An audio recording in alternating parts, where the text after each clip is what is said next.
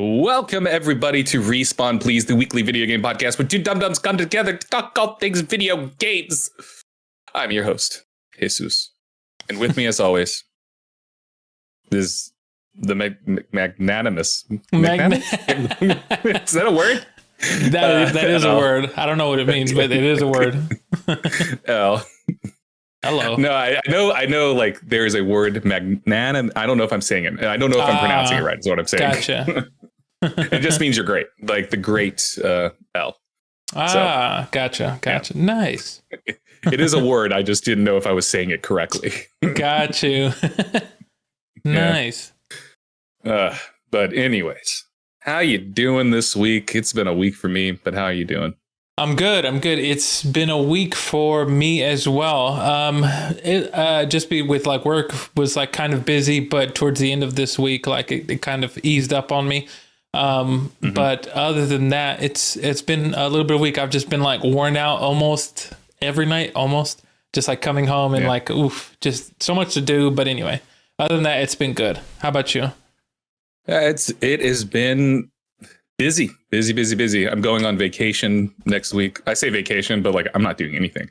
I'm actually going to be relaunching my Twitch channel next week. Nice. So I'm going to be streaming pretty much the entire, like all week next week. Mostly nice. Alan Wake probably until I beat Alan Wake 2. And nice. Then I'm going to start a hardcore playthrough of Baldur's Gate 3. Whoa. One save file. And if characters die, they die. I'm not going to save scum. Save scumming means like if you don't like the results of your rolls, you just reload the game until you get the outcome that you want. Yeah. Not going to do that.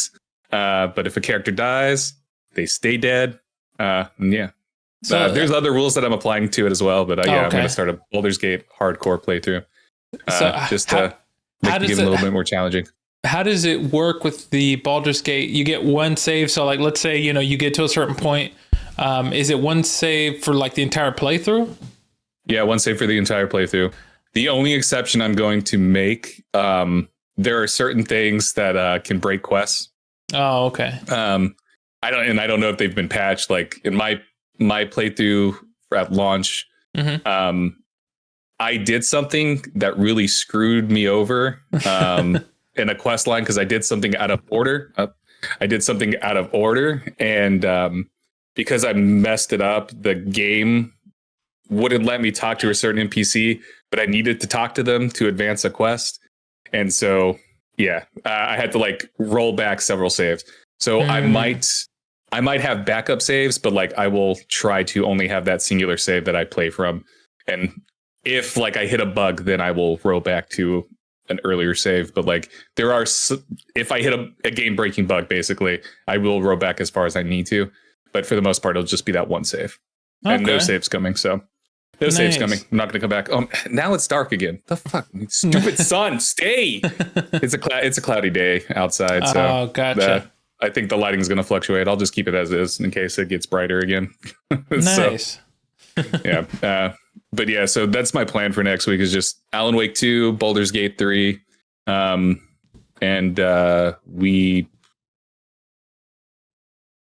I might play through a little game called Cocoon again, just to freshen up on it, because we're gonna talk about it at length later. Oh yeah. But anyways, enough about all that fun stuff. Elle, what have you been playing, you son of a gun? So what I've been playing lately is I actually dialed it back on Overwatch. I only played like not as much as I usually would because I've actually mainly been playing Cocoon, the game that we're going to talk about next month. And it's very interesting. It's I'm not going to give too much away because I know we'll talk about it later. But I'll say this, that it's a very beautiful game. It's gorgeous. It's very gorgeous. And then the last thing I'll say is that I don't know what's going on. I kind of have an idea. I kind of have an idea, but I'm excited. I think I'm about close to the end, if I remember correctly. I think I'm getting there, and so, but I've been enjoying the game a lot. It's I'm surprised that I didn't hear about this game, and it's been a blast. What do you mean you didn't hear about it? I texted you. I said, "Hey, no, true. We're gonna talk about this game, you son of a bitch." Yeah, you told me about it, but I think outside of that, like I don't think I remember people really talking about Cocoon when it came out. Other than that, the only other game that I've been playing was a little bit of Vampire Survivors, and then that's really it. I think I haven't had much time to really play too much. Yeah. I haven't really had too much time this week either. I've dabbled in Cyberpunk 2077. Just, and I say I dabbled, I mean, I think it was like Tuesday night, maybe. I was like, okay, I'm going to sit down. I'm going to play for a little bit. It was like 8 o'clock, 8:30. I started it up, played for like 30 minutes, and I was like, you know what? I'm going to go to sleep. So stopped playing, went to sleep, and then I had to wake up early in the morning because I had to go to my visiting school. And my visiting school is like the visiting school is like a 30, 45 minute walk, depending on how fast I walk. And so I had to do that Wednesday morning. So yeah, I just like played for like 30 minutes, and then I was like, I don't have the energy right now to do this. So I just stopped playing. And then I just been playing Marvel Snap a lot, like on my phone, like walking to school. I just play it and stuff. And when I'm not in class, I'll like check and see if I have any dailies and stuff, and quickly try to get the dailies out of the way and stuff. Gotcha. And then a little game called Alan Wake 2 came out.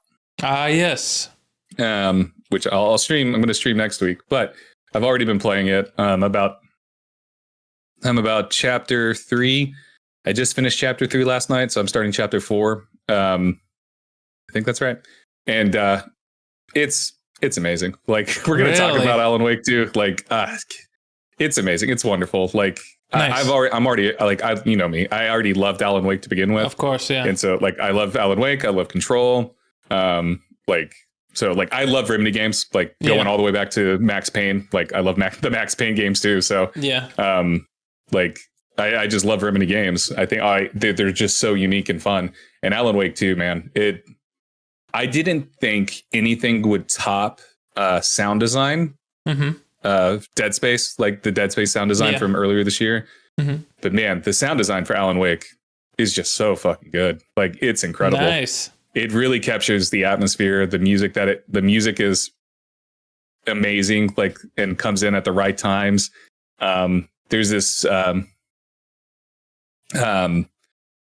meta-ness to it, and there's always been a meta-ness to Alan Wake to begin with, and even in Control, where you'll see like these, like, basically like Twilight Zone-esque videos and stuff that's like live action and everything. And it's just fascinating to like see, it's just fascinating to play and get this story and the way the narrative unfolds between Saga and Alan, and just like the pacing of the game and just the information that you're being given and the mystery behind everything. It's just, there's so much to it that I'm even though I'm still fairly early in the game, I'm just like enthralled with that. I'm just like, yes, give me more. I need more. Just keep giving it to me. And then it is leaps and bounds scarier than Alan Wake 1. Wow. Okay.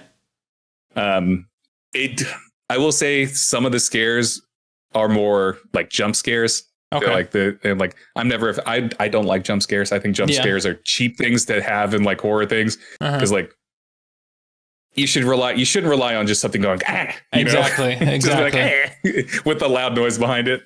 Yeah. There's a couple of those in there, but the atmosphere that you have when you are just walking around in the woods and you hear sounds and you're like, what's that? What's that? That is the fun stuff. That is the stuff that I like. But then occasionally they'll do the wah. And I'm just like, oh, please don't do that. Like, I jump, but it's also like, please don't do that. Like, there's no point in that. You already have a good atmosphere. You don't need these cheap jump scares when the atmosphere that you've already had is established. And that's one of my criticisms. Anyways, we're going to talk at length with Alan Wake 2 because I have a lot to say about Alan Wake 2. Okay. And like, granted, I haven't completed it or anything, but like, I'm so looking forward to playing more of it. I think I might stop playing it. So like, when I get to that way, when I stream it, it'll be more of an authentic reaction, especially in like the later half of the game. So like, because according to reviews, it gets like really bonkers towards the end and stuff. Okay. Things that there's a lot of twists and turns. And so I want to have like an authentic reaction to all of it. Nice. When I'm streaming it. So I probably am going to stop until Monday because I'm going to start streaming on Monday. Gotcha. But yeah, like for now though, like, oh my God, this game, it's so good. It feels good. It's beautiful to look at. And yeah. So with that said, Ell, This year just keeps giving us banger after banger. I mean, like just last week we got Spider-Man and Mario Wonder. This week we got freaking Alan Wake. Next month we're gonna get Call of Duty. We're gonna get Super Mario RPG. We're gonna get Like a Dragon, The Man Who Erased His Name. We're gonna get, and if you're excited about it, we're gonna get the Pandora, whatever the fuck, the Avatar Pandora Frontier, whatever it's called, in December. You get the blue cat. I know a lot of people are gonna be excited about that because a lot of people love Avatar. I don't give a crap. That's why I can't remember the name at all. I apologize. You're good. But man, this year. Let's dive into some Alan Wake 2 reviews. Then I have a couple topic questions because I don't really have any like big news things for today. There's stuff that happened, but I'm just like, I want to have a chill day. Not really. I just want to have a conversation more or less. You know what I mean? Yeah. Not really worry about too much about the news.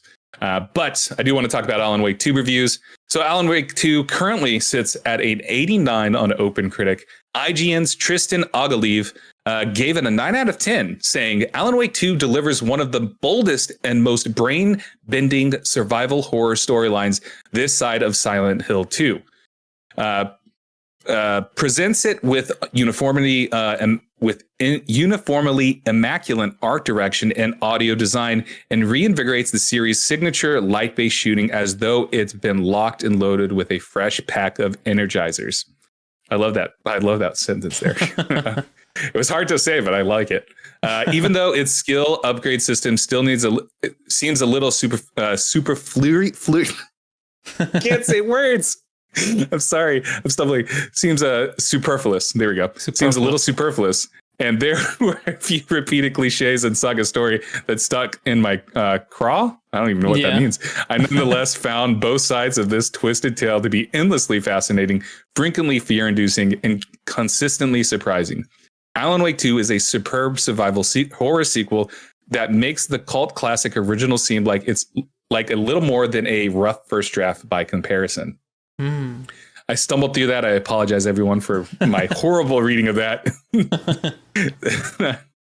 I'm tired. I'm just going to go to sleep. You know what? End the stream. We're going to sleep. We're not going to stream. We're recording this. End the recording. We're going to sleep. But yeah, so over on, I think this was Game Informer. Crap, I didn't write the name down. Hold on, let me double check. But does that IGN review hype you up? No, definitely. Just because, I mean, from all the trailers that we've seen and some of the gameplay, it gets me excited for it. And I definitely want this to, it definitely feels like it's going to be a great successor to, of course, Alan Wake first one. And so I think it's going to be a great follow up and an even better game than the original first one, or excuse me, than the first iteration. And so I think this just gets me even more hyped for it, just to see what's going on, even if it's like more scarier, and just to kind of go through the story, you know? Yeah. Not all the reviews are positive. There have been a couple of like reviews that are in the 7s, and then even I saw a 2.5 out of 5. Wow. So not all of them are high. Kyle Hilliard over at Game Informer gave it a 7.5 out of 10, saying, I am narratively satisfied with the events of the game and enthusiastically welcome Saga into the world, but actually playing the game, navigating the world, and avoiding combat is where I stumbled. I was eager to see the next cutscene, but gameplay often fell short, and I fought more bugs than taken enemies. For longtime Remedy fans and those who want to see what happens next for Alan Wake, the sequel is a success, but making it to the end includes unnecessary hurdles.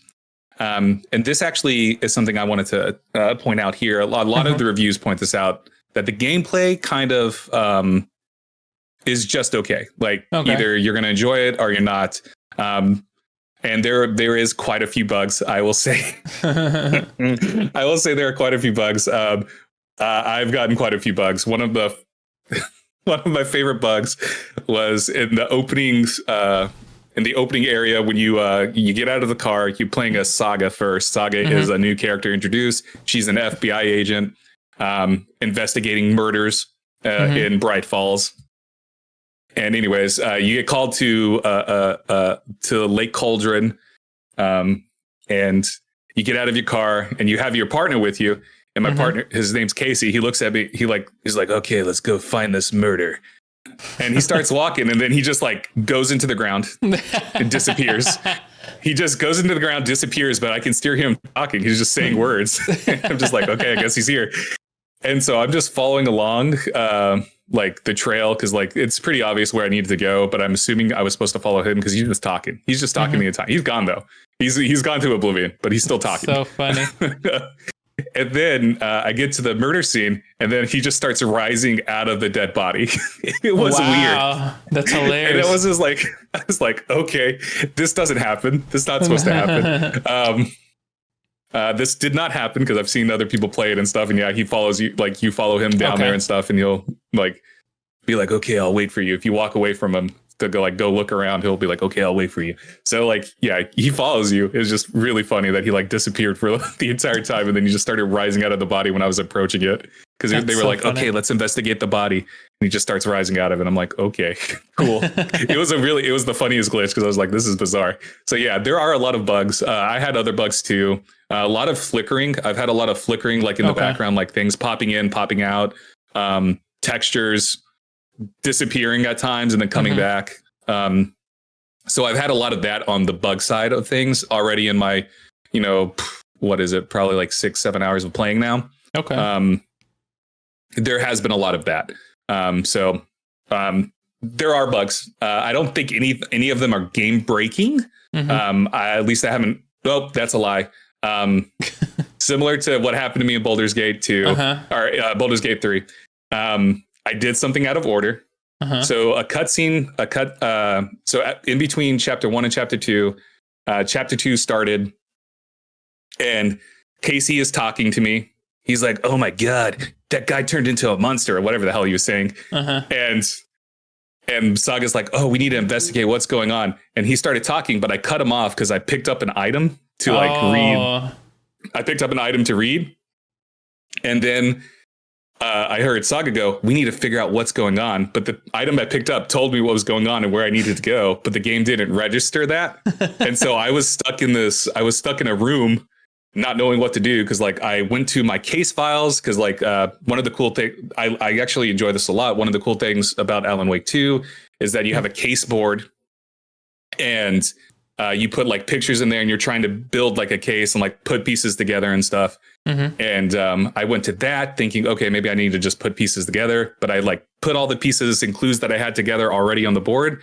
So I was like, okay, nothing happened, nothing unlocked. I had no other options. I just ran around this room for like 5 minutes, like, oh, okay. So I just reloaded the game, had to sit through the opening sequence again, had to sit through the dialogue again. And then I just sat there as they talked. Even though I knew what I had to do and I knew the thing that I need to get was right there, the game didn't register it the first time. I had to wait. And then once I went through all the dialogue, it unlocked clues. Gotcha. In the case board, it unlocked all the clues that I was missing to advance the story. So I was like, I've had game breaking bugs, I guess. So yeah, never mind. I have had game breaking bugs. That was annoying. So there are things that are very annoying. It didn't really ruin the experience for me too much, because like it was only like the first 5 minutes of the chapter. Now, if something like happened like that, where it was like, I'm midway through the chapter and I have to reload, and then because the saving system, the checkpoint system, not very good in Alan Wake. Not very good. Not very good at all. If you die, you get sent back a lot. They also don't introduce manual saves until chapter 2. So if you want to quit playing in chapter 1, you better hope that you better hope you've gotten a checkpoint, because there's no manual saves in chapter 1. So chapter 1's only like an hour long. So maybe even less than that.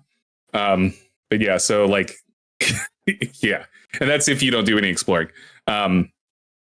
So anyways, with all that to say, this was one of the lower sides of the reviews, the 7.5 from Game Informer. I think the criticisms are valid, like the bugs and stuff. Like if you are a person that does not like bugs, you want a pristine game, Alan Wake is pretty buggy. Wake is pretty buggy. Like at least right in the current state that I played it in last night, it's pretty damn buggy. But it didn't ruin the experience for me. And I think uniformly across the board in all these reviews, everyone talks about how good the narrative is. Everyone talks about how good the narrative is. And I can see like, just even though I haven't gotten too far, I can see that like this, I'm interested in the mystery. I'm interested in where it's going to go. I'm interested how ultimately Saga and Alan's stories are going to collide. Okay. Because I don't want to spoil anything, so I'm not gonna spoil anything. Yeah. But I'm interested in seeing how their stories are going to ultimately come together. Because right now they're kind of parallel to each other. Okay. So I'm waiting for that drop where things are going to start crossing paths more so than they already are. So, and yeah. So, what do you do you think the bugs are going to ultimately deter you from wanting to play the game, Ell? Or are you still interested? Or yeah, and I'll say this, that definitely I'm still interested in playing. I mean, I don't think I've ever really. I guess it depends on like how the bugs, like how big they were, but it doesn't sound like they're that crazy. I mean, it kind of. Yeah. I feel like certain games when they come to the PC and even some systems, but like I feel like I kind of expect them to come with some sort of bugs. I mean, you saw it with The Last of Us Part 1 remake that got over to the PC. It had a lot of bugs. And same thing with Cyberpunk. I mean, that was nearly broken. Like it was, when it initially first came out. Yeah. And so like I kind of expect it. I don't kind of feel like it's going to just play through smoothly all the way. I expect certain bugs, but I'll say this, that it doesn't deter me. It makes me want to go play Alan Wake 2 just because like you were saying, you enjoy the narrative so much and people are talking so much about how good the narrative is. That's enough to get me to want to go play, and, regardless of, any bug that the game might have. Yeah. Awesome. Yeah. I'm interested in seeing like what the response is going to be, because I know a lot of people go crazy when there's just even a minuscule amount of bugs and they're like, this game's crap. Like, and like, also like, this is worth pointing out on consoles, man, consoles just get the short end of the stick with this. Cause like, I believe they're like locked at 30 FPS and stuff. So I'm sure people are going to be mad about that too. Yeah. And yeah, also Ell, don't be mad at me. Oh boy! I just realized I haven't been recording, so I'm going to start recording now. Oh, well, it's all right. So we're gonna have to rely on your stuff for the first little bits there. I don't know how far we're into this yet. Anyways, yeah, I'm interested in seeing like what the response for Alan Wake 2 is going to be, because like I think there's a lot. I think if the first impression that you're going to get is like the bug that I got, where Casey disappears, dips through the ground and goes away, and you just hear him. I think that can turn off a lot of people. It didn't turn me off because I was like, this is just weird and funny, I guess. Yeah. Like maybe it's supposed to happen. I don't know. Exactly. I mean, it's obviously not supposed to happen, but yeah. So I'm interested in what the response is ultimately going to be over the next couple weeks. I'm sure Remedy is going to patch all of these bugs as best they can. Yeah.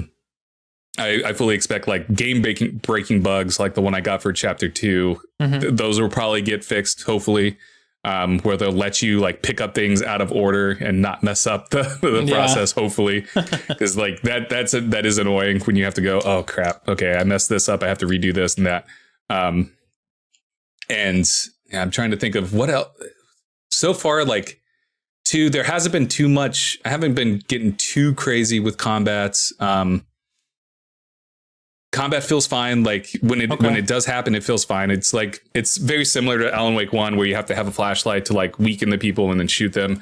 Gotcha. It's the same. It's virtually the same. And you still have to pick up batteries for your flashlight and all that stuff. And yeah, like there is survival horror elements, like the scarcity of ammo and all of that. But I never feel like I'm in too much danger. I always feel like I have enough ammo for my stuff. There's also plenty of upgrades that you can get for your items. I know in, was it the IGN one? Or was it?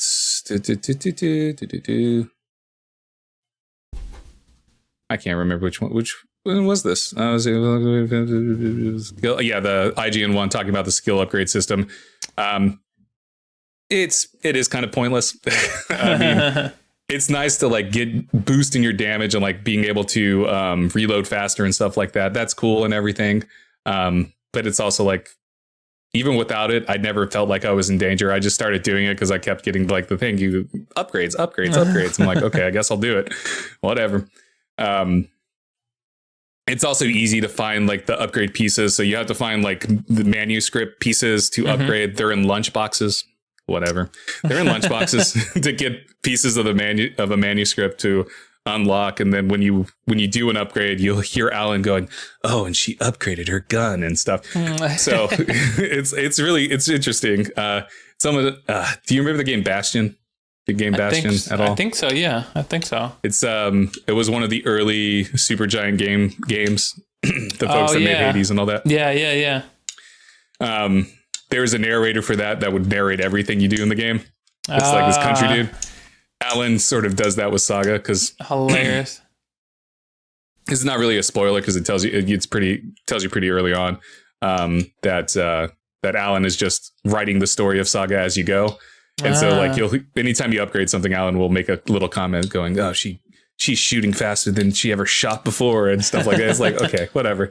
It's stupid. I do think it's stupid, but I'm also like, it kind of works. It fits the like this almost cheesy nature to Alan Wake. And I think that's the game does an interesting balance of horror, of horror, these cheesy like tropes that you would find in like Twilight Zone or X-Files or Twin Peaks or anything like that, where it's just like this really like, it's cheesy. It's kind of cringy at times where you're just like, okay, but it's also humorous. Like, gotcha. I think it has a good balance because it doesn't like that cringe, that cheesiness doesn't stay for long, and you're just like, okay, cool.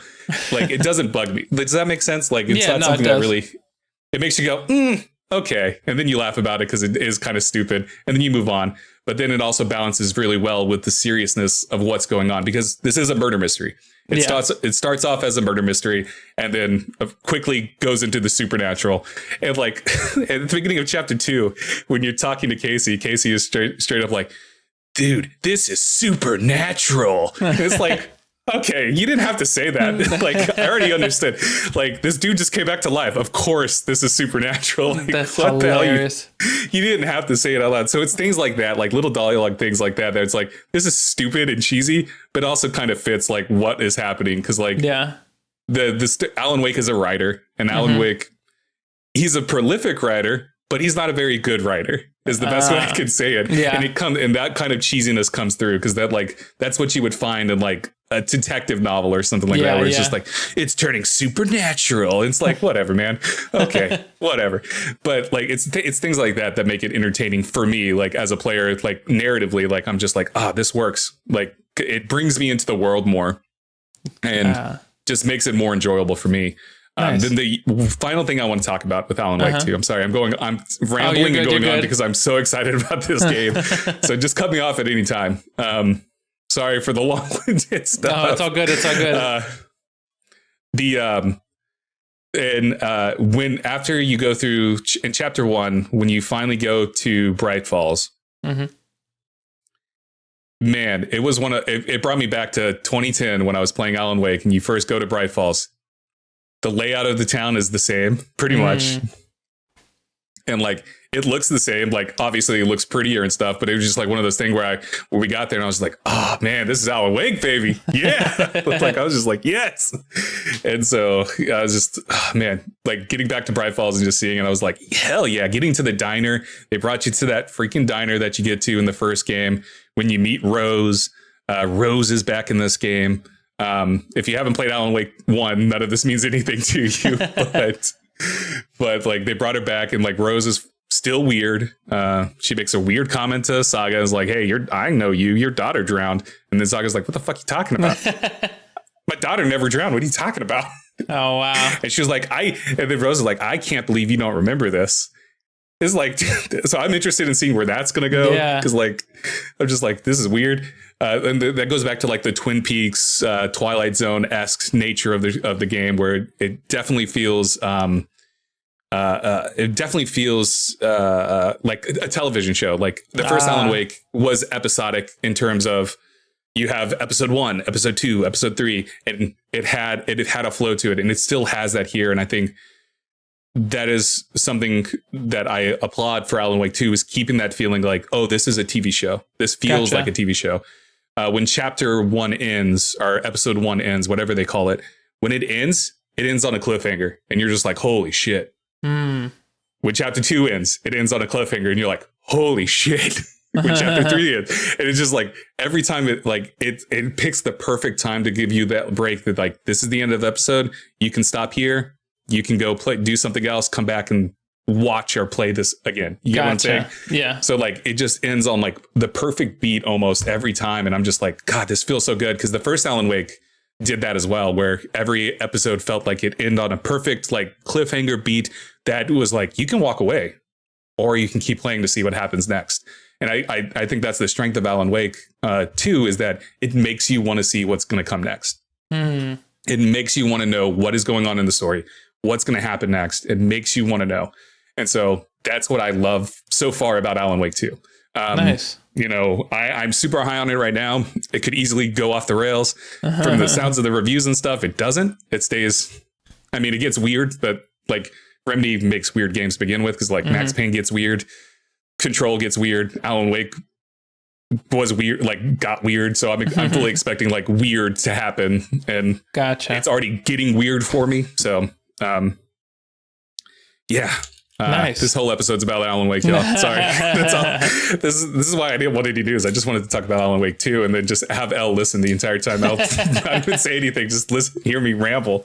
Ell, what are your thoughts about Alan Wake? Just as a like, I know you mentioned that you're still excited to play, but do you have like any other thoughts with what I've said, from what reviews have said? Do you have any questions about Alan Wake? No, I'm just excited to get into it and to kind of just get into the Alan Wake world, and that it's interesting because I've always been fascinated by kind of like that Twin Peaks kind of like writing that type of world, you know. And so knowing that Alan Wake is kind of similar to this in a way where it's like, the Twilight Zone, which, you know, I love the Twilight Zone and all that supernatural weird things that happen, you know.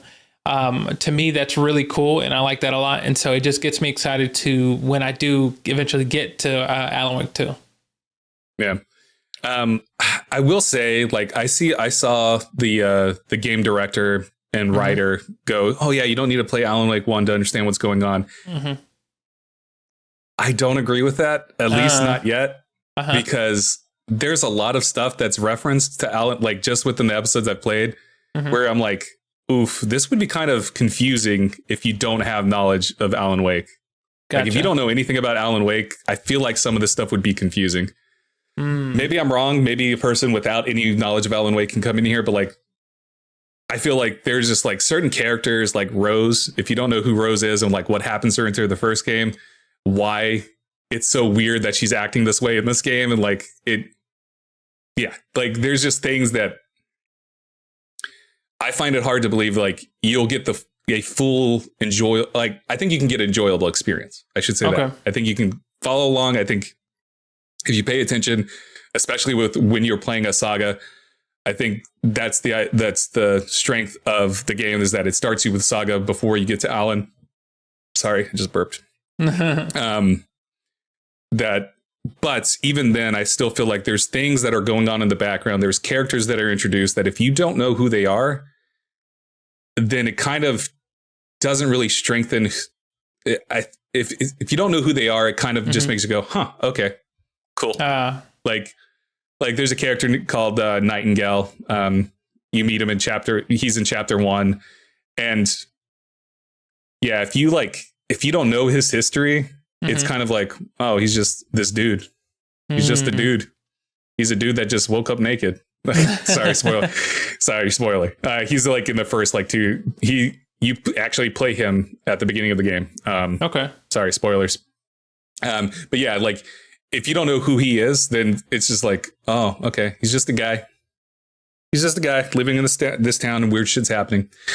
So like, I do think there needs some knowledge of Alan Wake. And I don't know if I missed it, but there wasn't like a recap or anything that's like previously on Alan Wake. Like I was expecting something like that with how much they lean into like a television tropes. I expected a previously on Alan Wake. But no, there was none of that. And even then there's like I'm going to be honest. I also forgot who Nightingale was. Even though he's a big part of Alan Wake 1, I forgot who he was. And I was like, oh, who's out Nightingale? And then they said like what he did in the first game. I was like, oh, it's that guy. All right. So yeah. Anyways, overall though, Alan Wake has been such an enjoyable experience. I can easily say like, well, again, unless it just takes a left turn and goes off the hill and we suddenly are drowning in water, I could easily see this being in my top 5 games of 2023. Yeah. Like God, I love it. I love it so much. So enjoyable. And yeah. Play Alan Wake 1. Nice. Okay. Problem with Alan Wake 1 is that I don't think it's aged well. I don't think it's aged well at all, even with the remaster that came out. So, well, granted, it was a remaster, not a remake, and they just upgraded to graphic fidelity and stuff, and like fix some bugs and stuff like that. But like, even then, like, I don't think Alan Wake has aged very well. So, okay, good to know. But Alan Wake 2, worth playing so far. Nice. With that said, Al, now I can stop talking and I'll let you do all the talking now. Hilarious. Sorry for the ramble, y'all. Sorry for all the listeners out there. All good. I get so excited. Like when I get excited about a game, boy, I get so excited about a game, as you know. Oh, I get it. It makes perfect sense. So with all that said, and because like all these reviews talked about the narrative, it got me thinking about narratives in video games. And so I want to start with Ell. What are some of your favorite narratives in a video game? Like, what are some of your favorite stories that you've played in a video game? It can be like one game, or you can have a whole list. I like, as you can see in the doc, I have a whole list of games that I included. But like, I'm interested, like, what is your favorite stories in games? Like, what games had your favorite story that was easy to follow for you, and you just, by the end of it, was like, man, this was a great journey? Yeah, man, I got a couple. So for me, right off the bat, I immediately think of the Red Dead series 1 and 2. 2 more so. I think 2 just has a better story. And just Arthur Morgan is such a great character. I love that story of Arthur Morgan and his redemption. And that's amazing. I love that. Another game that comes to mind that I really love is BioShock 1. I think that story is amazing. Even like, because I thought about replaying it here a couple days ago. Maybe I'll get to it. We'll see. But that story in itself and just the writing in it and just everything about it is amazing. If you haven't played that, please go play that. It's such a great game. Another game that, I mean, I guess I really enjoyed the narrative a lot, but I like these types of games, but of the Grand Theft Auto series, I actually think that Grand Theft Auto 4, I really like that story a lot with Nico Bellic. Yeah, Nico Bellic. Because I just really like the story of his, for those who haven't played, where Nico basically, he's coming over from Russia, or some not Middle Eastern, but the Eastern European country, Europe, and he's basically, he builds up this empire, and then if you don't know, at the end of Grand Theft Auto 4, the person that betrayed him in the army and his whole team, he has a choice. You make a choice of whether or not to spare him or X him out, basically. And of that, a result happens because of the decision that you choose to make. And it's just like a very interesting life story. It's very interesting. So I really like that a lot.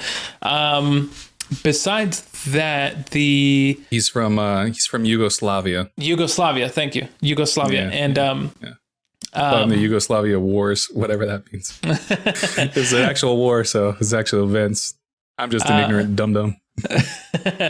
I'll say, I think I'll list like 2 more that come to mind. I think one for sure that comes to mind that I really enjoyed a lot is the Portal series, Portal 1 and 2.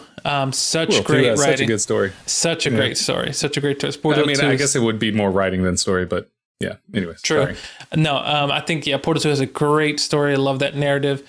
And then another one that I enjoyed was, I'll say the first one of the Walking Dead series. If you remember the Telltale Walking Dead series, the first one with Clementine and Clementine and Lee. Yep. Love that story. After that, such a heartbreaking ending. Yes, very heartbreaking, but I loved it a lot. And I want to say, I think that's the last one. I would say, I guess, The Wolf Among Us. That one's pretty good as well. Telltale series. Yeah, the mystery. Yeah. And outside of that, of course, I liked God of War 2018. Didn't get a chance to do the God of War 2 yet, but I'm pretty sure it's a good story. But God of War 2018, I really love that story as well. Yeah, God of War 2 is good. Yeah. Nice. I don't. It's not on my list, but whatever. Any other games off the top of your head, Al? Or I know I cut you off earlier because I had to go do something, but yeah, no, you're good. The only I'm trying to think of. I guess from what I remember, I haven't really played this game in a very long time, but I do remember enjoying the story. Final Fantasy X, I thought that was pretty good. Final Fantasy fucking sucks, bro. No, 10, out of all of them, 10 is my favorite. But I will say too, Ghost of Tsushima. That's a great one. Tsushima, yeah, Tsushima. That's a very great one. Other than that, nothing else comes to mind that I've just like that just pops into my head at all. Nice. Did you play Ghost on the PC? No. I actually watched somebody else play it. Oh, you watched? Okay. Yeah. I was confused. I was like, you play on PC? Is it on PC? I think no, it's not on PC. No, it's only on PlayStation right now. You pirated it and play it on PC? Bad boy. Yeah. For me, like, I've always been big on narratives. Well, I shouldn't say always. Around like 2010, I became like super big on narratives and stuff. Before that, it was like, just give me people dying. But there were like exceptions to that, like early games, like the first Deus Ex back in 2000 was one of the first games I ever sat down. I was 11 years old, 10 years old when I first played it.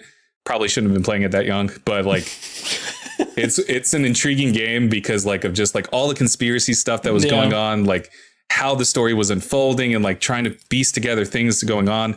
At 10 years old, I didn't know what the hell was going on. But when I played it since then, it's like, man, this story is so complex. Yeah. But the characters are so good. The narrative that you're actually getting, the mystery behind everything, all these conspiracy of the Illuminati controlling the world and all this other stuff. And like your role in that and everything for like the first Deus Ex was just like, it was great. Like I loved it.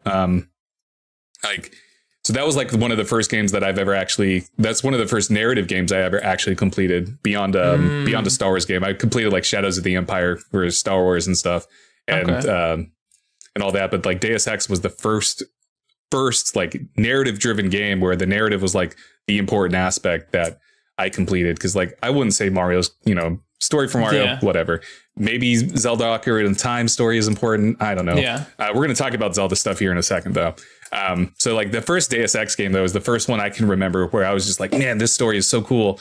Even though I didn't know what was going on at 10 years old, 11 years old, I was like, this is so cool, And then it was like, after that, it was like, the next big game for me, like narratively, was Star Wars Knights of the Old Republic. Star Wars Knights of the Old Republic, still one of my favorite games of all time. Mm-hmm. In my opinion, still the best Star Wars story ever told. I adore the journey that you go on. The game came out when I was like 13, 14. Mm-hmm. And it's a game that has always just lingered in as one of my favorite games of all time. Like it switches, my top 3 games switch constantly. Cause it's Portal, Half-Life, and Star Wars Knights of the Republic. Like those 3 games just like constantly switch for me, depending on my mood, depending on how recently I played them. Like, cause I love Half-Life 2. I love Portal 2. I love Star Wars Knights of the Republic. Like just those 3 always move around for me. But like Star Wars Knights of the Republic, like I just remember getting to the twist, and sorry, spoilers for a game that came out almost 20 years ago now. Yeah. Jesus. Sorry for the spoiler. If you haven't played Star Wars Knights of the Republic yet, stop here because I'm about to spoil the whole game. The twist that it's revealed that you're Darth Revan. Just all like, I remember that happening and just being like, what the fuck? Because up to that, that twist made me go, man, fuck these Jedi. Fuck them for what they did to me. And fuck the Sith. Like as a 13, 14-year-old kid, I was just like, man, this fucked up what they did to me. And like, up to that point, I had been playing light side Jedi the entire time because I was like, I'm going to be a good guy. I'm going to be a good guy. And then come to find out that the Jedi Council like erased all your memories and stuff just so they could like have you track down your apprentice and retrace your steps and stuff. I was just like, fuck the Jedi Council for using me like that. And also fuck Darth Malik for betraying me. Yeah. So I was like, everyone's going to die now. I'm sparing no one. I would, after the twist got revealed, I went full on dark side because I was like, everyone just betrayed me. Screw everyone. No one is safe for me. Hilarious. I was like, they created a monster. They tried to stop the monster. No, they created the monster. Oh my gosh. But like that was also one of the first games that I played where that had a morality system where you could be good or bad or anything like that. Later on, Fable might have been before Star Wars Knights of the Republic. I can't remember where Fable and Star Wars Knights of the Republic fell.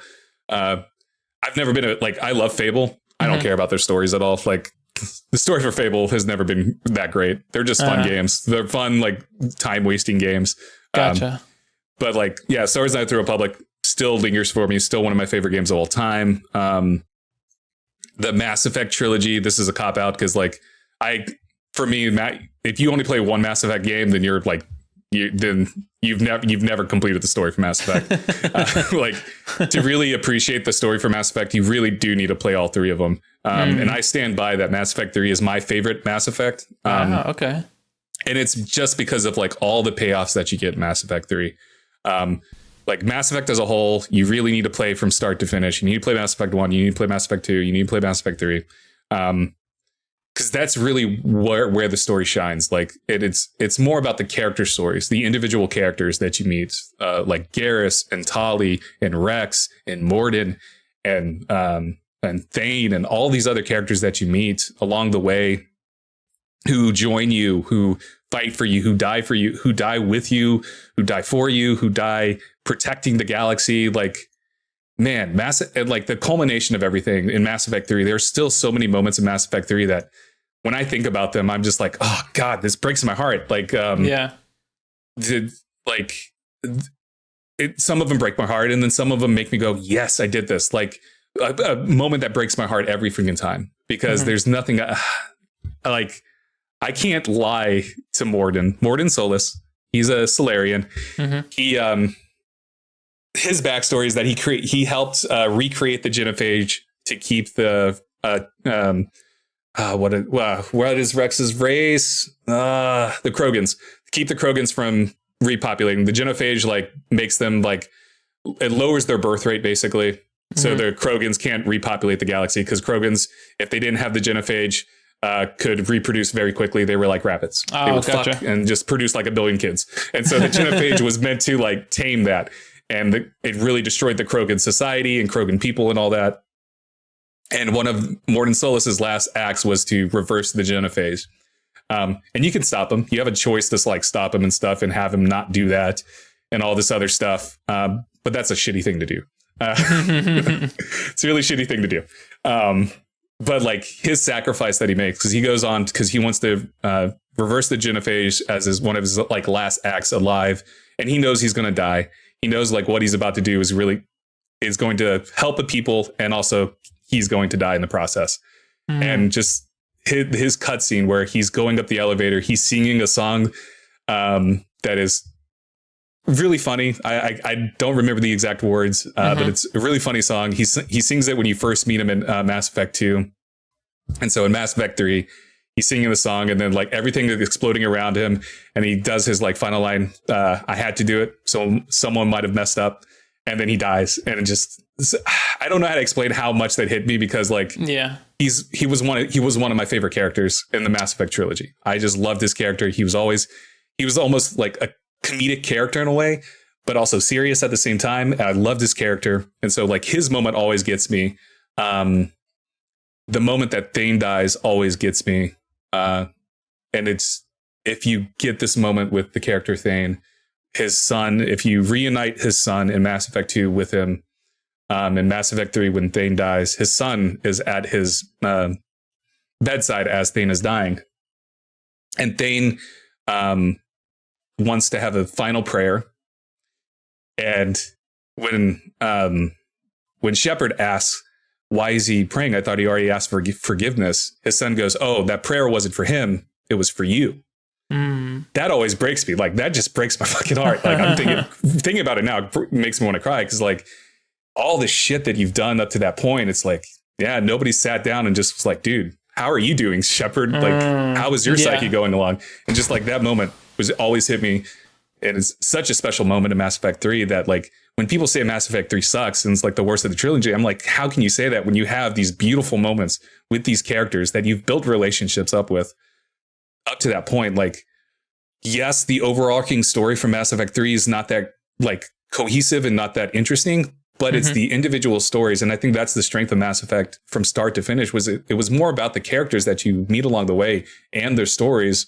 And yes, the backdrop is saving the galaxy, but BioWare was able to incorporate very personal stories that are the highlight to me in this grand epic that they had, where you have to save the galaxy, but they also managed to produce these very personal stories that still hit you, and with the backdrop of being the galaxy's going to end if you don't save it. Yeah. Hopefully that all made sense. Yeah, that makes sense. Yeah. Yeah. Sorry, I ramble so much about these things. No, you're good. You're good. You love that game. Yeah, Mass Effect, so good. And then I have a whole list of here, so I'm not going to ramble too much longer. I included Witcher 2. I think Witcher 2, not many people talk about Witcher 1 or 2. It's always Witcher 3 when people talk about Witcher 3. Witcher 2, in my opinion, has the better story. Of all the Witchers, it has the best story.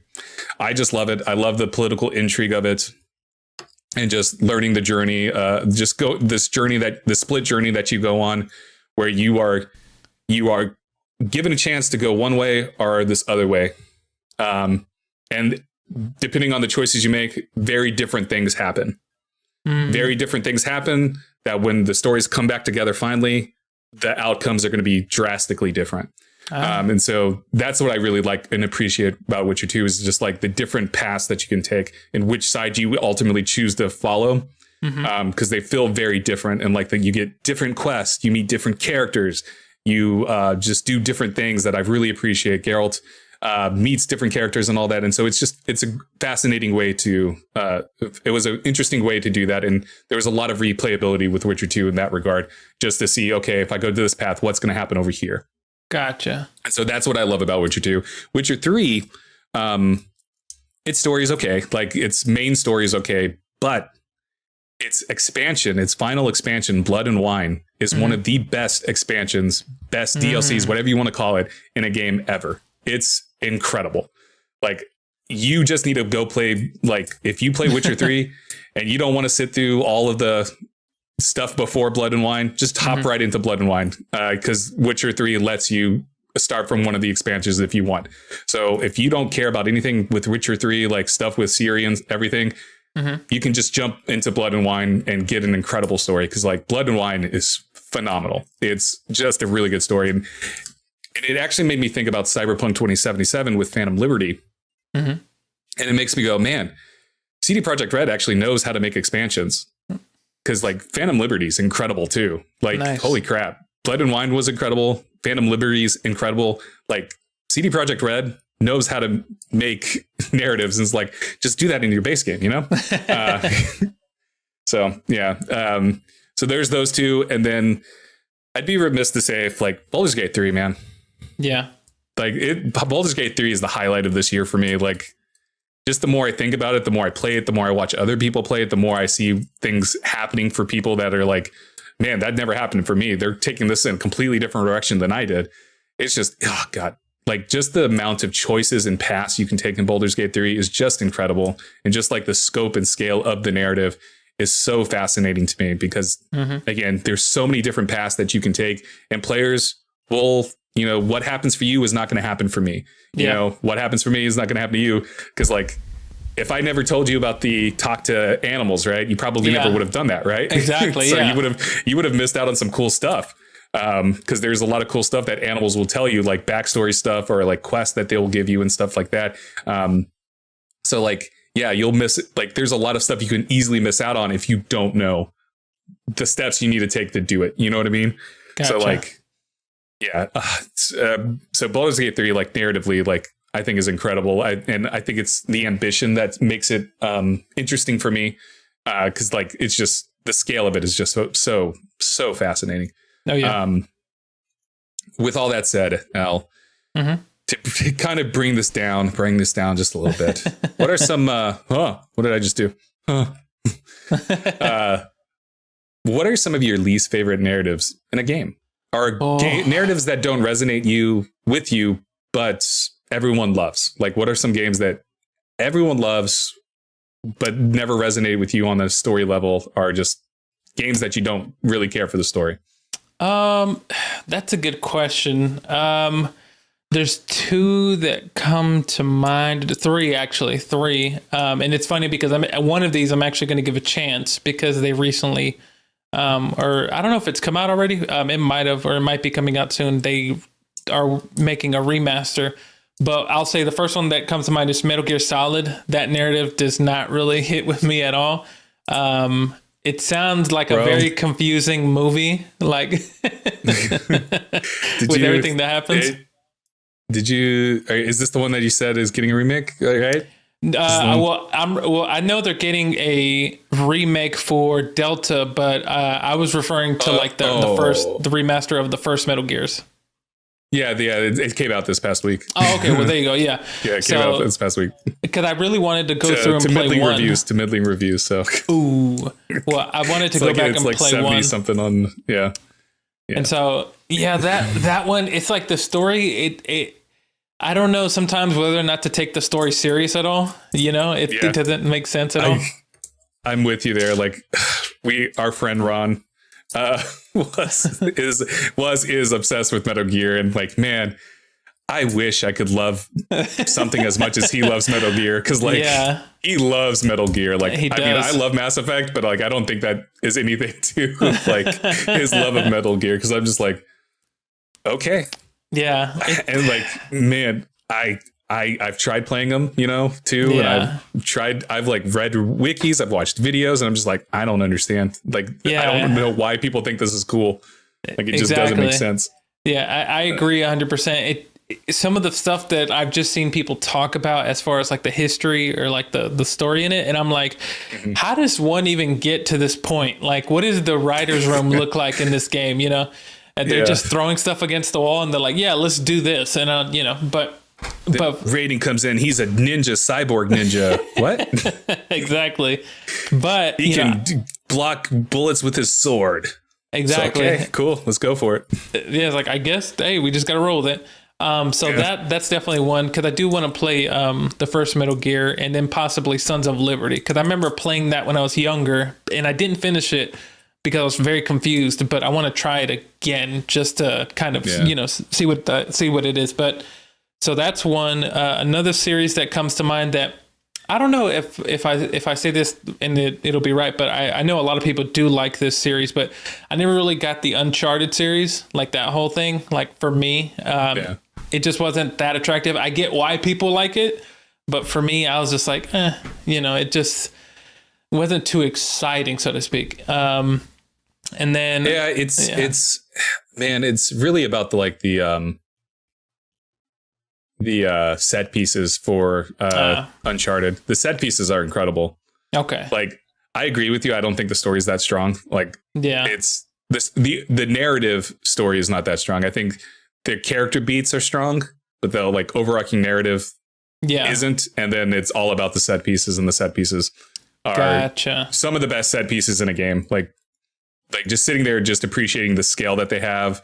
And like all of that, I think that's where a lot of people land. I might be talking out of ass. Maybe people love the story. I don't know. But like Uncharted, I've never thought of like, oh, this is a good story. It's like Indiana Jones. Exactly. Indiana Jones is all about the set pieces. Like, you don't really like, the story is serviceable. It gets you from point A to point B, but it's really about, oh, what's Indy going to do now? How is he going to get out of this? What are these set pieces going to be like? You know, exactly. And that's what Uncharted is. In my opinion, that's what Uncharted is. So I could see that. And then the last one, the other one that I'll say here, but then as I'm about to say this series, I know that it comes with mixed reviews in the later installments, where a lot of people kind of were like, it doesn't really pay that well. But Assassin's Creed, I never really got into Assassin's Creed all that much. Because I know initially, it kind of had okay reviews. And then I can't remember which one people really loved the most, whether it be 2 or the one after. People love 2. Yeah. And people love 2. So the way it goes is like people love 2, people love Black Flag. Okay. And then people love.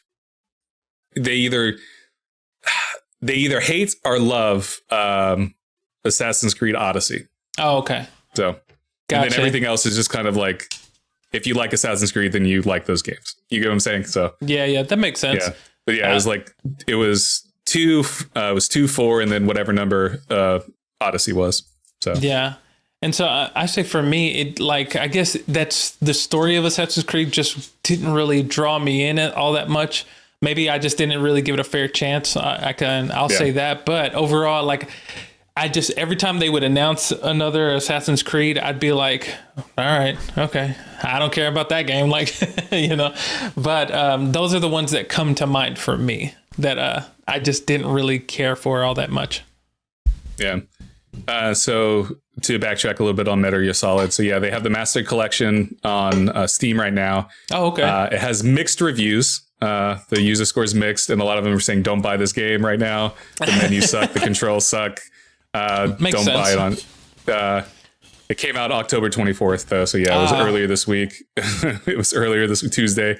And yeah, or Tuesday for me, I guess it was. It was Tuesday no matter what. Yeah. It's Saturday right now, so I'm like confused. Exactly. And it's Friday for you. So it's I agree with on Metal Gear. Like the stories just never resonated with me. I want to like. Well, I was about to say Resident Evil because that's the next game I'm about to say. I've always wanted to like Metal Gear, but I just can't. I just can't. Now, which brings me to Resident Evil. Oof, I want to like Resident Evil too, but fucking hell, dude. I'm sorry. Yeah, those games make no fucking sense. Yeah, it does. Even with their own games, it feels like even when within the games, there are moments like, because I've played 2, I've played 5, and I've played 2, 4, and 5. Okay. Yeah, I've played 2, 4, and 5. And even within those games, there are moments where I feel like not even the characters know what the fuck's going on. There are times where I'm just like, I don't think Leon knows actually, and 4, there are moments where I'm just like, I don't think Leon knows what's going on. He's just here. He's just doing shit. Oh yeah. Some of the characters say some off the wall shit. I'm like, okay, whatever. There's nothing about Resident Evil that just makes any sense to me. Yeah. And I don't know what it is. And it goes back to a Metal Gear Solid situation where I'm just like, characters are doing things. And I'm like, I guess. Well, exactly. I guess that makes sense. I don't really know why you're doing this, but okay, sure. Exactly. I don't know why we have to do this. Whatever. It's just so funny. There's just so much. There's just so much in both Metal Gear and Resident Evil where I'm just like, I feel like somewhere along the line, someone just said, let's throw 1,000 things at the board and see what sticks. Exactly. Yeah. Because there are moments in Metal Gear Solid and all the Metal Gear games and in Resident Evil games where you're just like, oh, this is cool. Yeah. But also they don't make sense. They just seem cool. You're just like, this is so cool. But why is it cool? Because it makes no fucking sense. It's just the cool characters doing cool ass shit. Exactly. That's really all it is. Because Solid Snake, he's cool as fuck, right? Raiden, yeah, cool he's as cool. Hell. Leon, the definition of cool. Emo, cool kid. Chris, not great. Chris, not cool. Chris, not cool at all. But Leon's cool. Claire's cool. Exactly. All these characters are cool and they do cool stuff. But the stories around them make no fucking sense. Exactly. So, doesn't add up. I'm just like, I don't understand. But anyways, that's my rant about Metal Gear and Resident Evil, because I feel like they have very similar.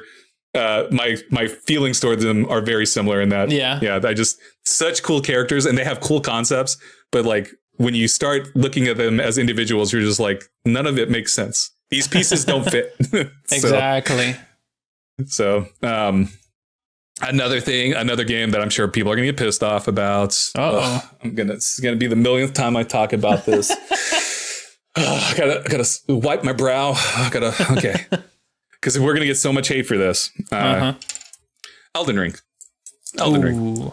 Nobody in this world is ever going to convince me that Elden Ring has a good story. Yeah. That it has a good narrative. And I know a lot of people will with what I'm about to say, will go, well, that's the story. And I'm like, is that the story? Is that what your character is doing? Because that's how I perceive what a story is that this character is doing this action to do this thing. Yeah. In Elden Ring, I love the world building. Yep. I think the lore is incredible. I think the world is incredible. But I don't understand the stakes. I don't understand why my character that I created has to go do these things. Yeah. Because Elden Ring does not tell you why. It does not show you why. It just says, hey, it doesn't even say, hey, you need to go do this. It's just like, here's the world. Yeah. Explore the world. Learn about the world. And that's cool. Great. I think that's great because the world is interesting. The lore is amazing. The world building is fantastic. I love the little pieces that you get in the lore pieces that you piece together to give you a picture of this world. But that's not the story. Yeah. For me, the story is this character and why and what that character is doing and why they are doing it. But there's none of that. There's no stakes for your character. Exactly. It doesn't matter if you save the lands between or you destroy the lands between or whatever it is you do, whatever ending you get with Elden Ring, because for me, I have no connection to the character. And outside of thinking the world is cool, I have no connection to this world. There's no characters for me to connect with. Like, I need characters for me to care about this world. I need a character to care about. And there's none of that for me.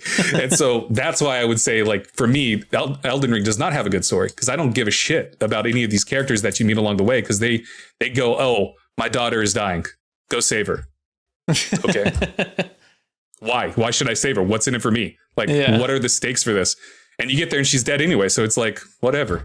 It's like, it's like, she's dead anyway. So like, what was the point of any of this? Like, what is the point of any of this? Like, and that is my problem with Elden Ring and why I don't think it has a good narrative. Why I don't think any of the Souls-like games have a good narratives. Because like, they don't really give you the stakes and make you understand what those stakes are. With all that said, like the world is so good. Like, I love the world. I love that lore that they built.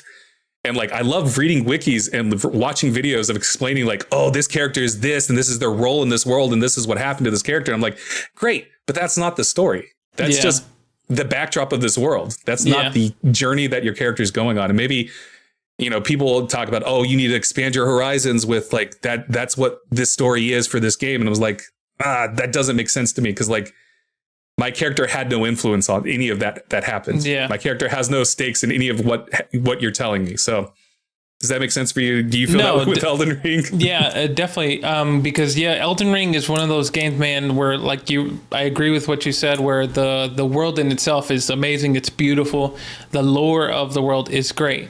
But you're just kind of like this, you know, this piece that just comes into this world and is like, you don't really have a story. You don't have no reasons why you're doing anything. This just kind of like go choose your own fate type of thing. And it doesn't really click with me all that well. I think it's cool, but like, I don't feel necessarily that I would want to play through that just to learn about the world when I can just go look on YouTube and learn about the lore and everything like that. And like you said, there's no motivation for your character to kind of do anything really.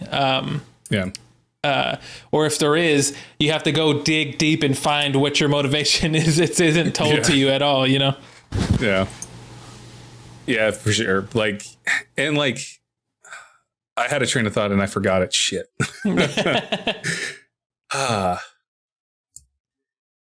You're just an avatar of this world. Like, you're told, oh, you're going to become the Elden Lord or whatever the hell it is. I'm going to be the weird girl that's like, I'm going to be your maiden. You're maidenless. I'm going to be your maiden. I'm like, cool. I don't know what that ultimately means. I don't know why I should care. Like, even at that point when they're like, you should do this. And like, like, again, it just comes back to like, no characters are interesting enough to make me care about their role in this world, make me care about my character or anything. You're just an avatar going through this world, overcoming these bosses.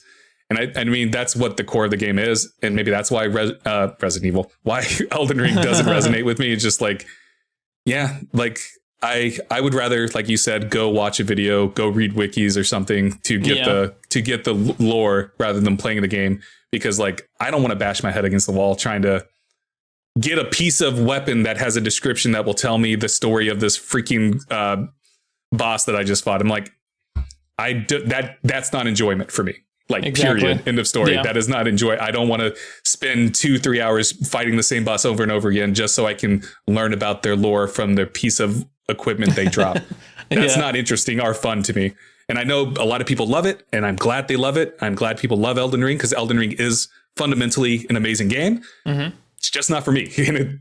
I don't, and like the story, whatever story is there that people want to point to, I disagree with, but I think we just have different definitions of what a story is in a video game. And we're going to have this conversation again for Cocoon, actually. Though I think there is more of active character role in Cocoon than Elden Ring, but there is a lot of inferring in Cocoon as well, just like you did in Elden Ring. Anyways, and then finally, the last one for me that I'm going to talk about here. Oh boy. Talked about Resident Evil. Talked about Metal Gear Solid. Talked about Elden Ring. Everyone's going to hate us for those, by the way. Oh no. Oh no. And this one's going to piss people off. Or maybe not. Zelda, like the Zelda games, Legend of Zelda games. I just don't like, the stories are fairly simple. It's just like, go save the princess, right? That's like, that's the same with Mario. Go save the princess.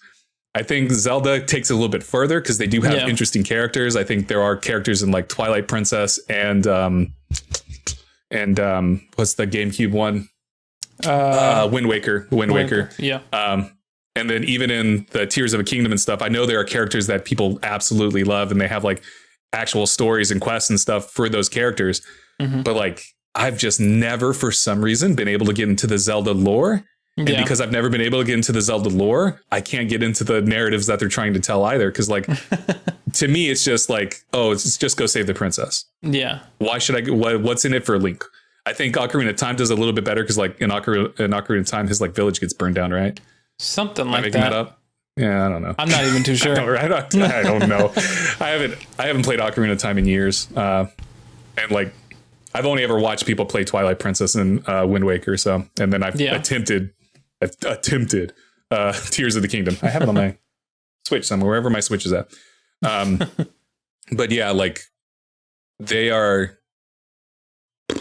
I've just never been able to get into the Zelda games, and I wish I could.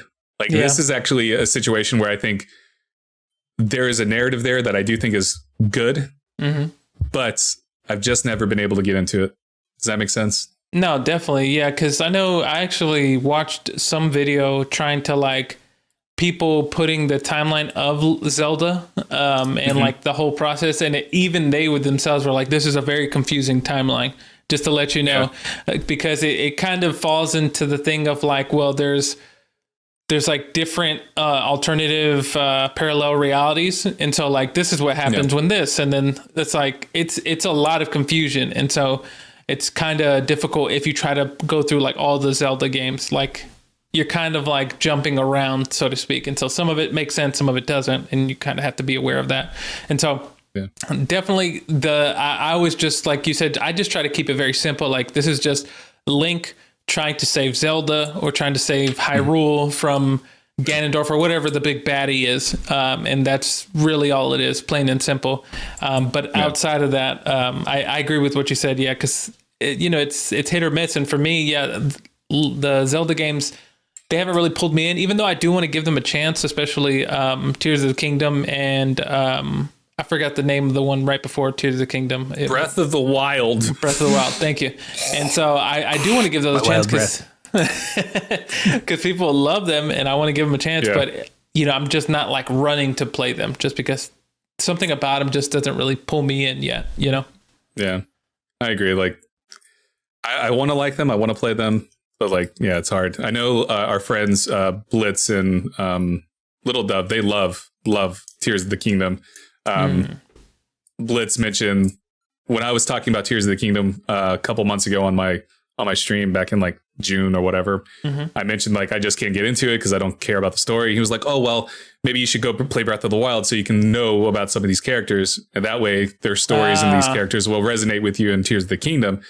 Maybe that's what you're missing. I was like, I don't have time to go play Breath of the Wild. Yeah. So I don't want to go back and play Breath of the Wild. I whatever.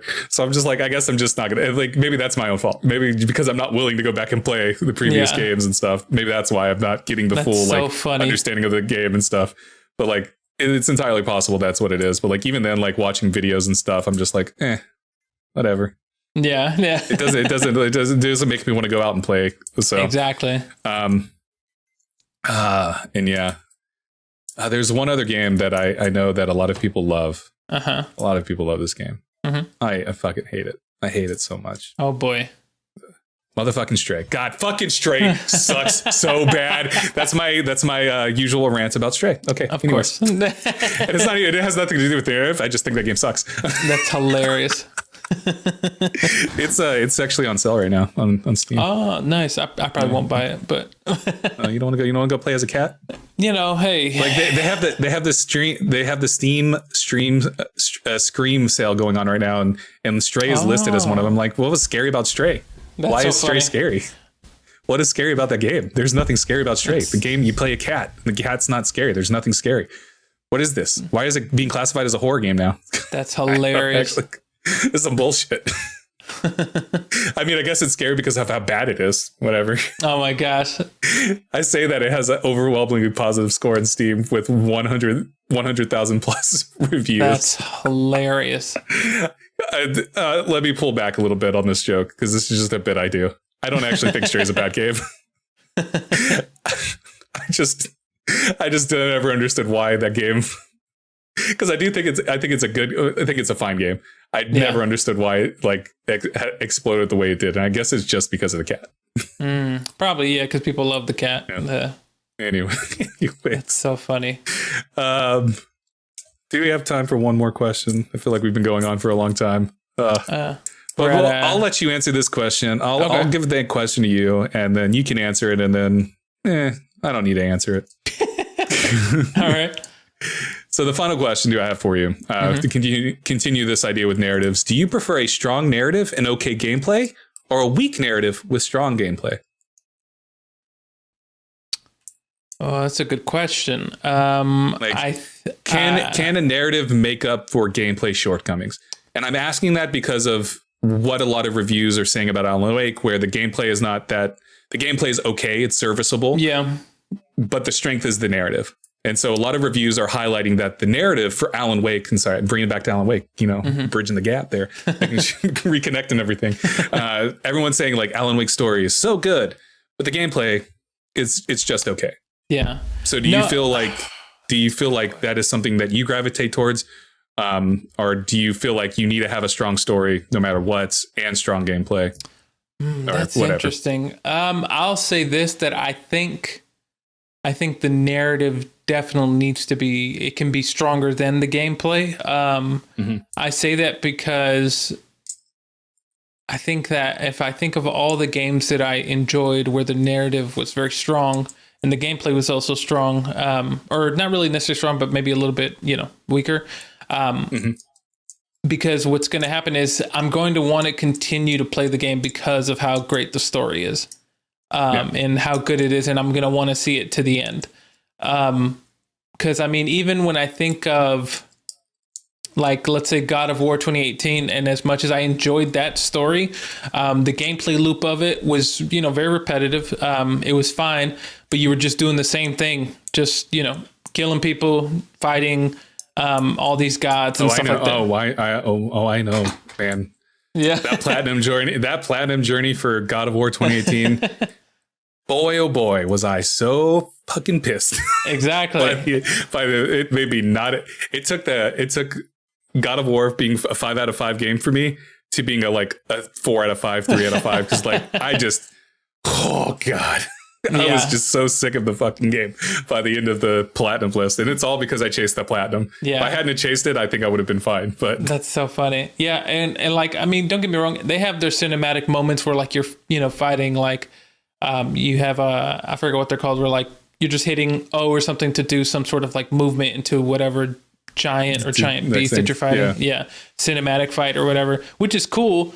But I think that the story is so much stronger than the gameplay. Gameplay is fun. It's okay. But I think the story is so much stronger that it makes up for, the gameplay, so to speak.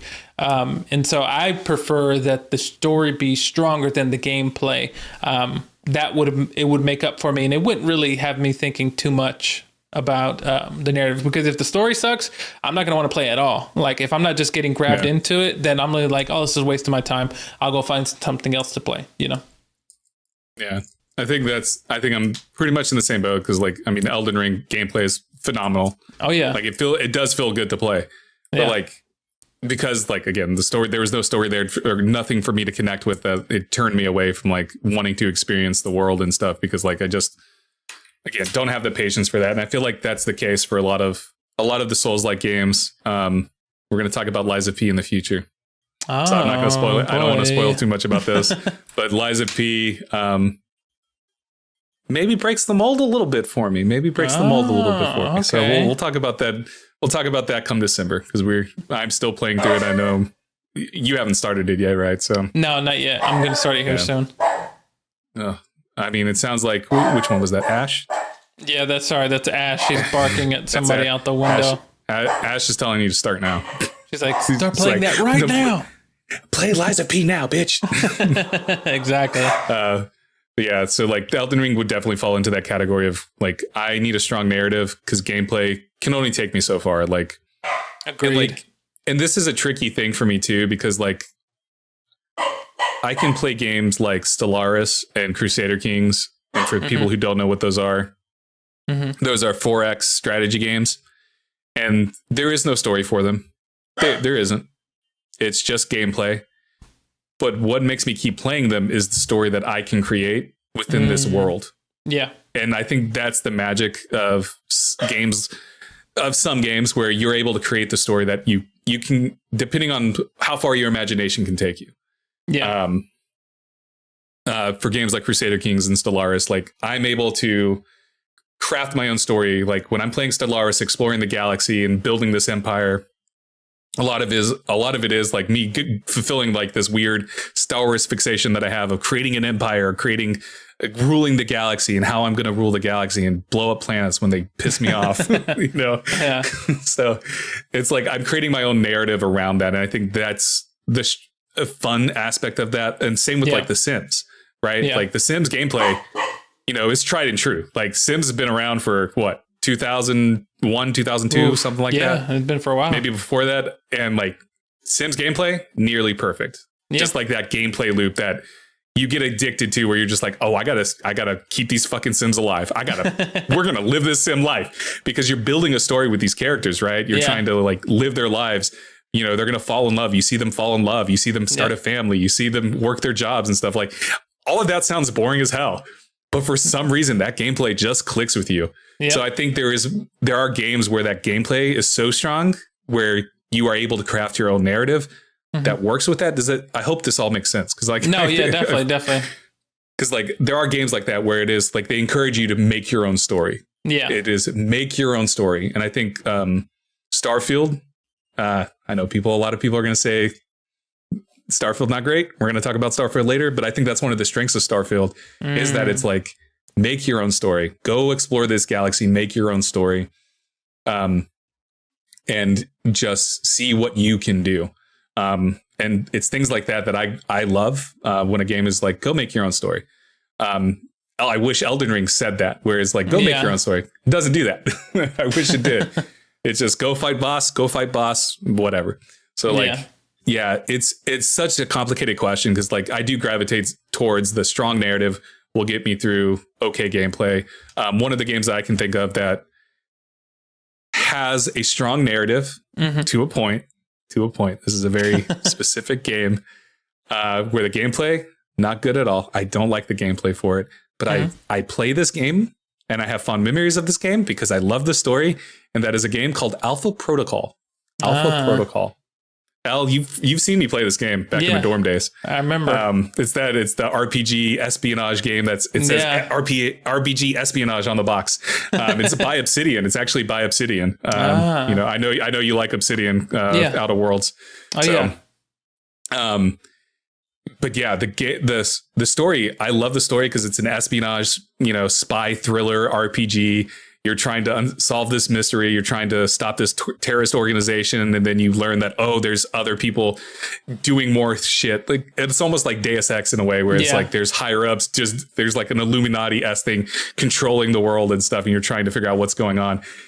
The problem with Alpha Protocol is that the last like hour of the game goes off the rails so hard where it's like they clearly rushed this out because it's just like it goes from like 50 to 1,000. Wow. It's just like it goes from like 0 to 1,000 very quickly where you're just like, what the fuck? Like shit just hits the fan.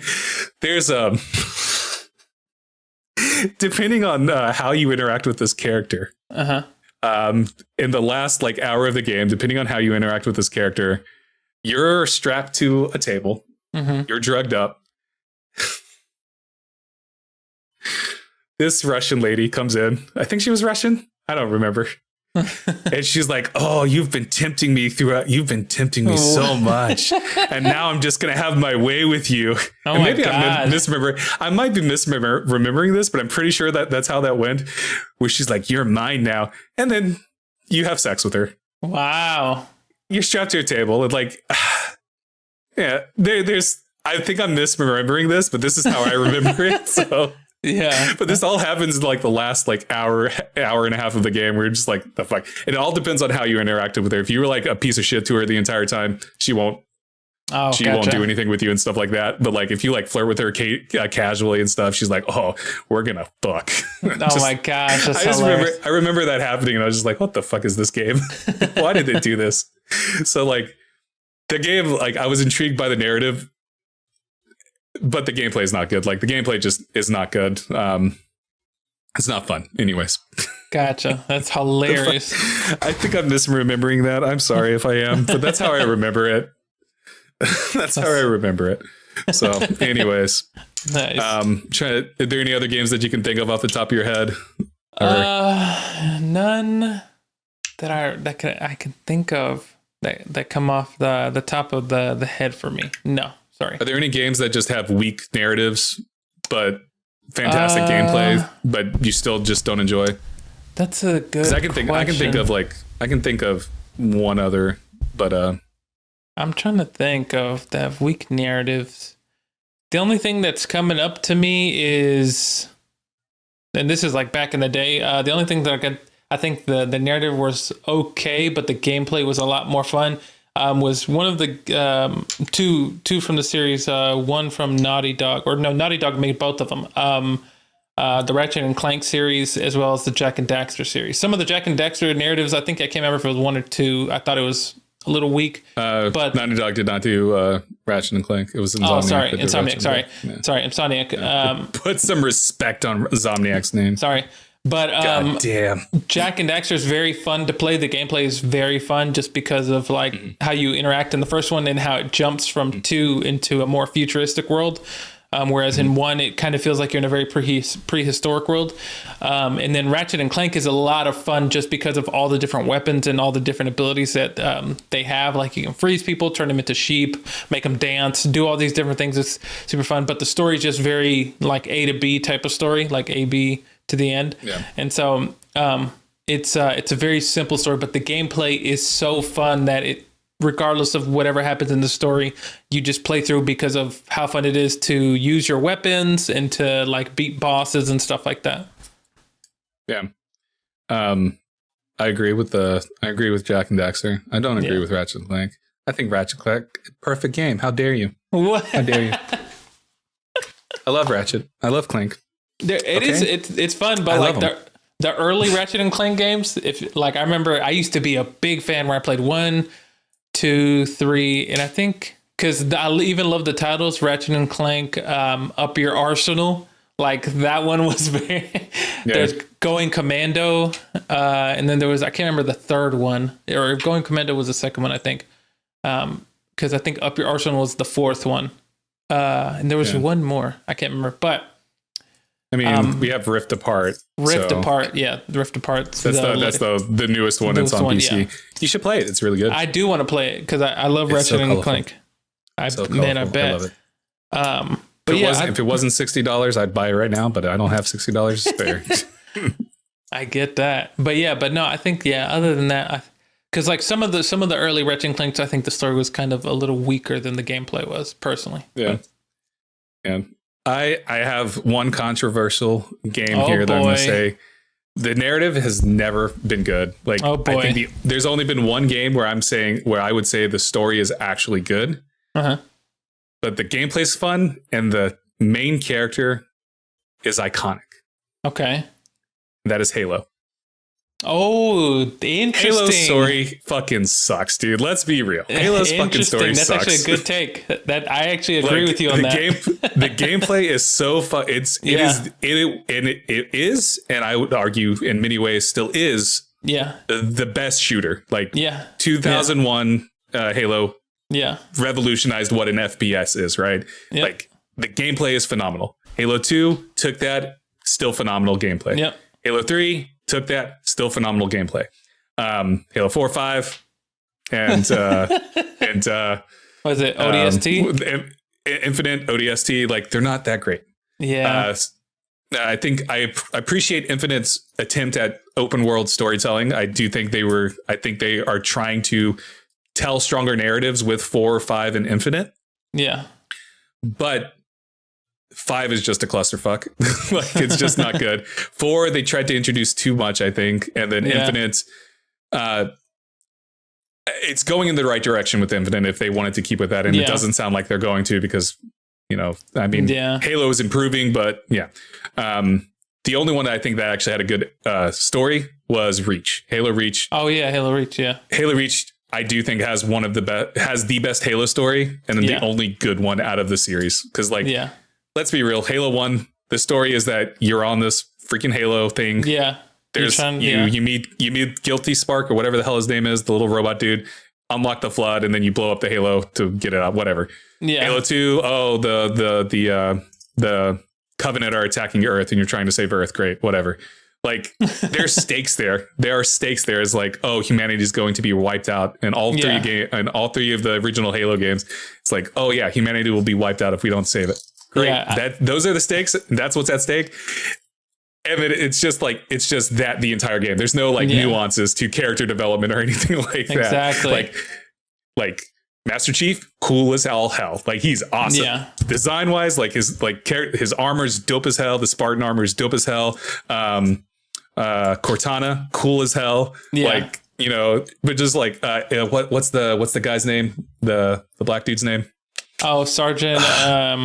I can't remember. I was going to say Sergeant Slaughter, but that's a wrestler. That's the wrestler. I forgot his name.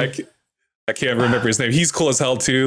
He's cool. Yeah. There's so many cool characters, but the story itself is so fucking simple. It's just you're saving the world. That's all it is. I was gonna say the only thing I remember from playing is just more so just the playing part. I don't even remember the story all that much. The playing was just so much fun. And I remember Halo 1 coming out and just having a blast with Halo 1, 2, 3, and so on and so forth. But going through that time, the era, I couldn't tell you what the whole objective of the whole story was at all. Yeah. Yeah. Cause it's just save the galaxy, save the human race and all of that stuff. And they tried to get more story stuff with starting with Reach and then ODST. And then 4, 5, and Infinite. They tried to get more story stuff, and I do appreciate them trying to add more story.